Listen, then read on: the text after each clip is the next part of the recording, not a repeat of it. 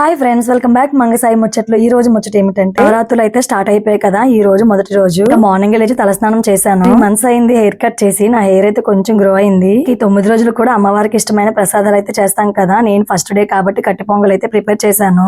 కట్టి పొంగల్ ప్రిపేర్ చేయడం కూడా చాలా ఈజీ. ఎలా ప్రిపేర్ చేయాలో మీరు వీడియోలో చూసేయండి. 9 days కొంతమంది దుర్గాదేవి మాల వేస్తారు, కొంతమంది అయితే మాల వేయకపోయినా కొన్ని నియమాలు అయితే పాటిస్తారు కదా. అందరూ మాల వేయడం కుదరదు కదా, అలాంటప్పుడు ఇంట్లోనే కొన్ని నియమాలు పాటిస్తే సరిపోతుంది. అండ్ అలాగే ఆనియన్ మానేయాలి.